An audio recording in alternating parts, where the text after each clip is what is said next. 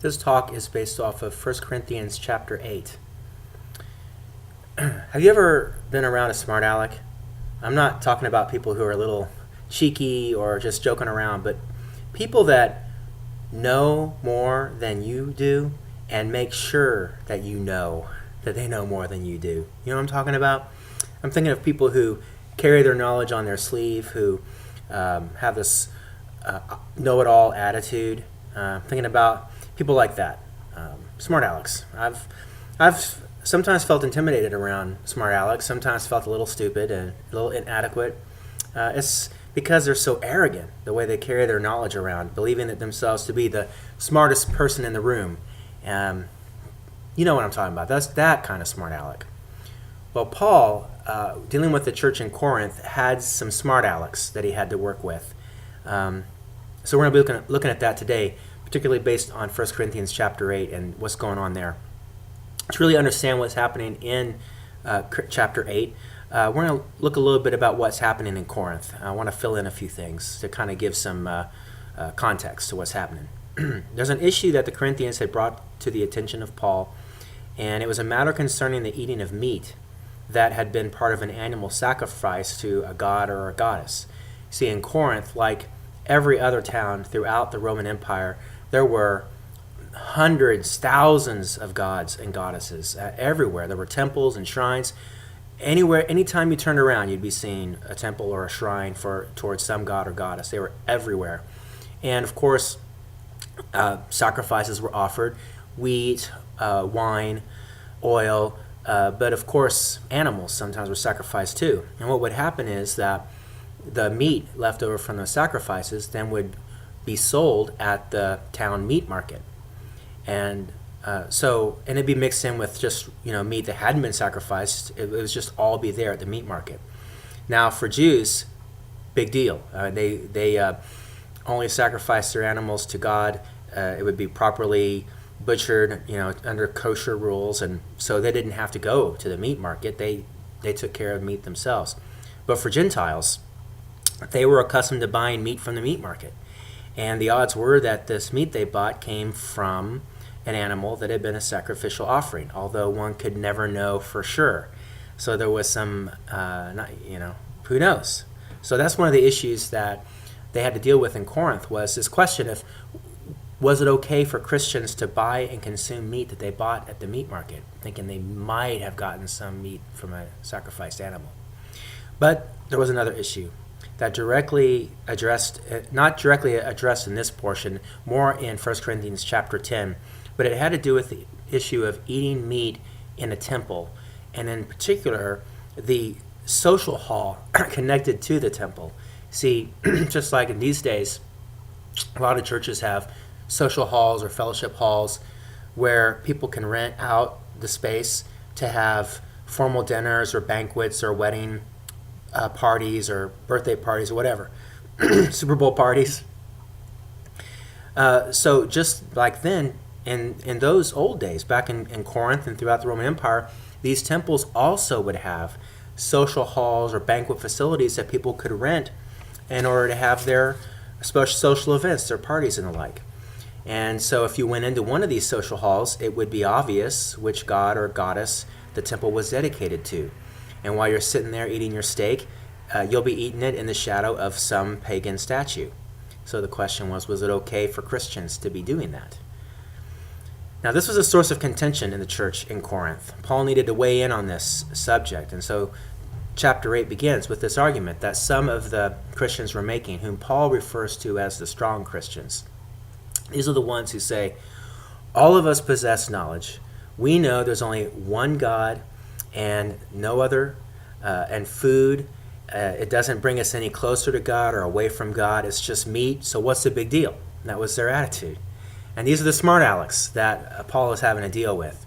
And there's a couple of things we're going to look at that's really going on to help us understand what Paul was having to deal with, these guys. First of all, what these strong Christians were actually doing was trying to get away with something. They were trying to use some argumentation to justify something. Like I said, Jews, they didn't have to worry about where to hold formal dinners and banquets. They had the ghetto where they lived. It was a self-contained community. They could celebrate weddings and other special occasions, no worries. But for Gentiles, it was the temple banquet halls that were available to them. And well-to-do Gentiles needed to have those banquets in order to invite their friends to their banquets, and then their friends would invite them to theirs. So there would be this you scratch my back, I'll scratch yours sort of situation, which was necessary in order to maintain social status, which was critical in the culture of that time. When these well-to-do Gentiles became Christians, they found out that they found themselves in a bit of a bind here. If they didn't go to those parties or hold those parties in those temple social halls, they would begin to slip down the social status ring.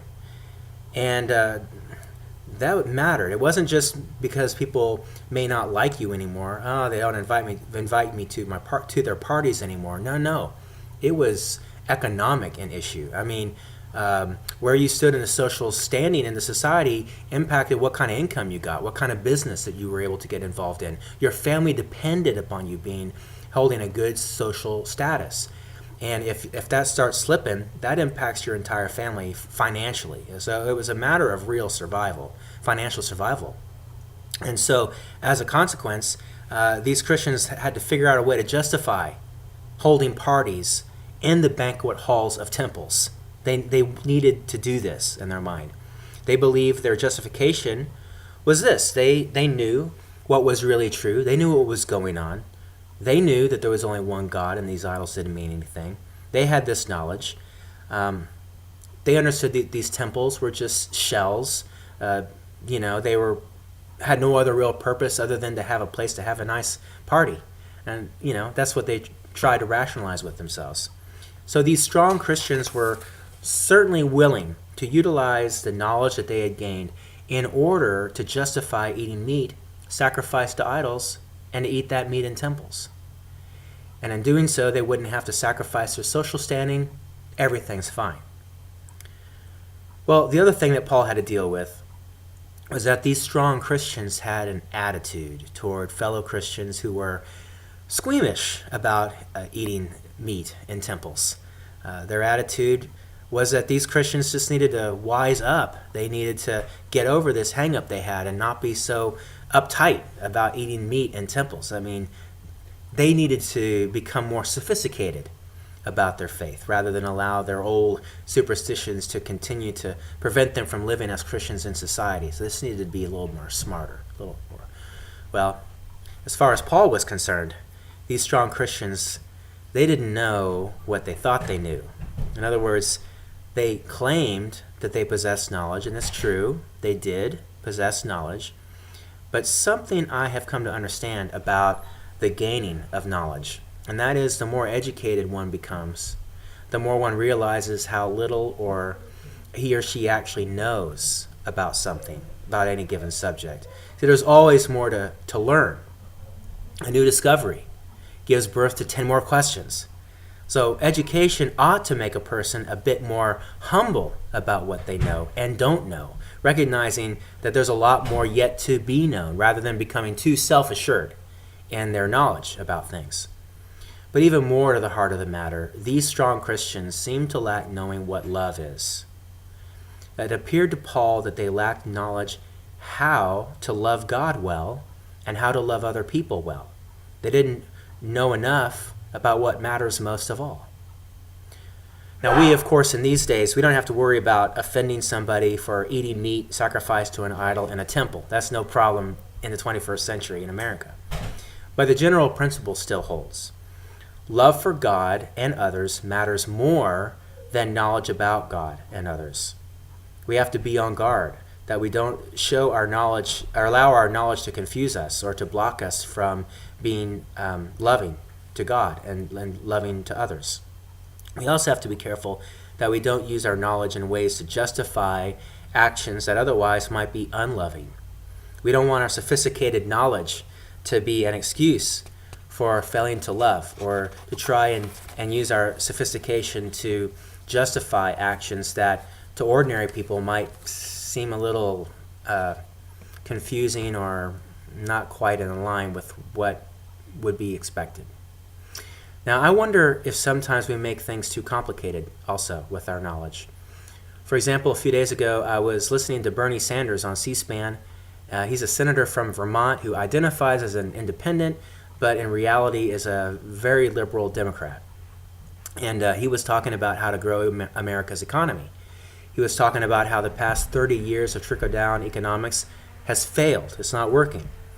And he said that to grow the economy really is a pretty simple concept. Sell more stuff. That was it. After all, the personal consumer makes up 70% of the economy. So if these consumers don't have a lot of disposable income, then they're not able to buy products and services. So the answer is to give these consumers more disposable income so that they can spend it. And then if they're buying more stuff, buying more services, then the job creators, the millionaires and the billionaires and the large corporations, will have to expand, not out of any kind of altruism, but they will have to expand in order to keep up with demand. They'll have to hire more workers, and they'll have to pay them well because there's so much demand, because people are buying so much more stuff and services because of all the extra money that they now have available to them. It sounds pretty simple, doesn't it? Just give people more money, and they'll spend it. But then you listen to economists, you listen to policy wonks with their numbers and their projections and all that economic gobbledygook, and then all of a sudden it becomes pretty confusing. All this economic data and policies, they seem to prevent us from taking care of what seems to be a pretty straightforward solution to the problem. Give people more money so they can spend it. So there's that. Knowledge can sometimes make complicated what doesn't need to be so complicated. Sometimes knowledge prevents us from actually doing what needs to be done. We spend more time studying and thinking and that kind of stuff rather than actually doing stuff.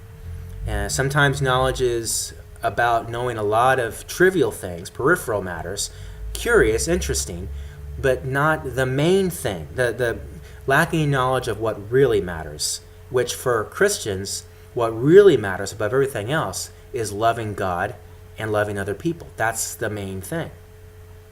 And then there's Paul, who puts it this way: knowledge puffs up, love builds up.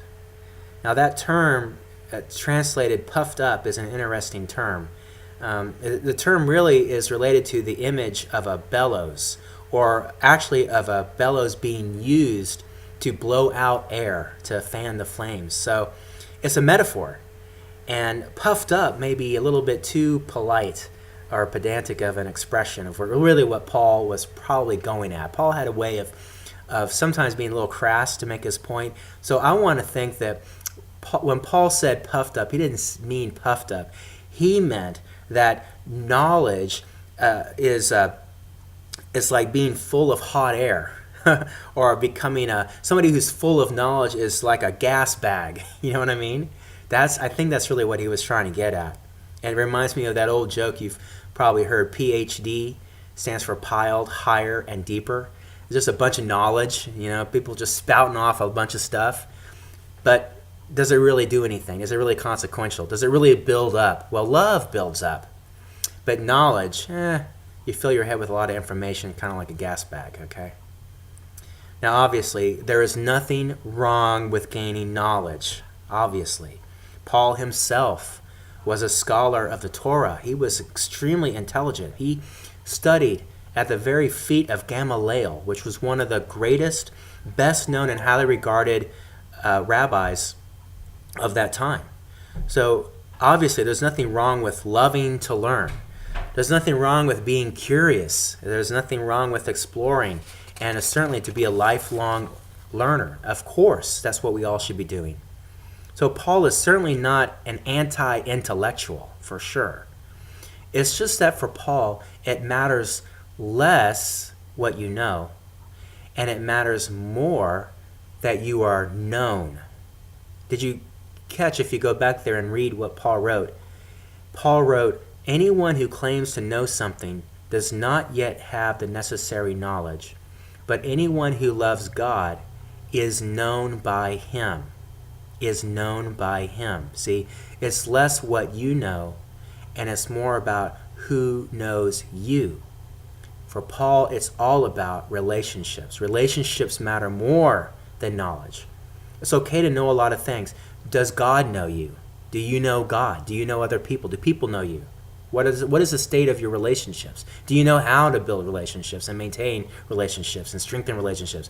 That matters to Paul a lot more than any other kind of knowledge.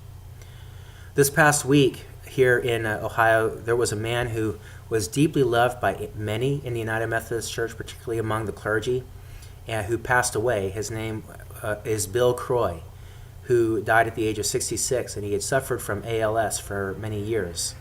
And when the word got out that he had passed away, several of my friends on Facebook began posting these very moving eulogies about their relationship, their experience with him, how much he had impacted their lives and their love for him. And as they wrote these amazing eulogies, they wrote of his deep spirituality and his unwavering integrity. They wrote about how he was a mentor to them.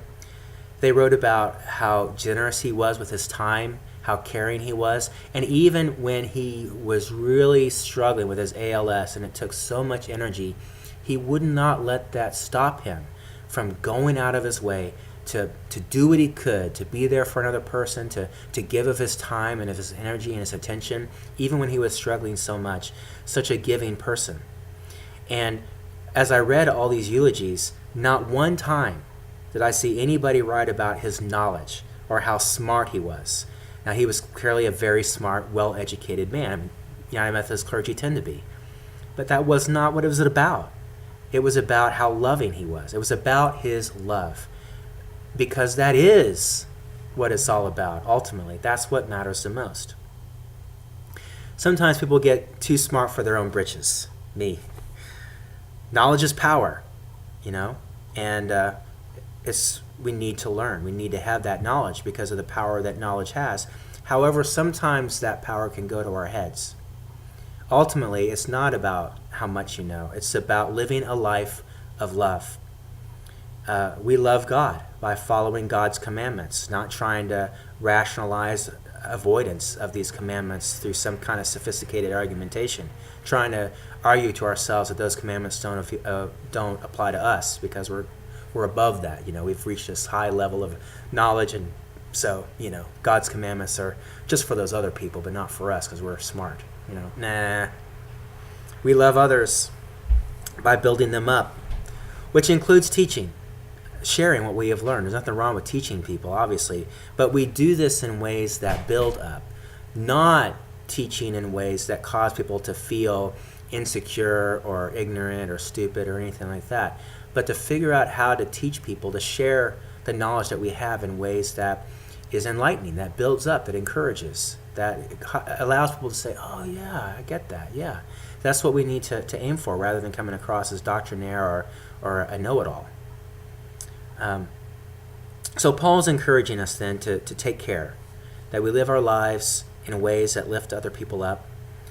Let's focus on that. Let's try to focus more of our energies on loving well, of loving God well, of loving others well, and also of learning to love this amazing world which we are privileged to live in and to learn more about this world that we have. But we need to let love be our guide, our North Star, in how we use our knowledge and how we make our way through life. So we need to let love be our guide more than our knowledge.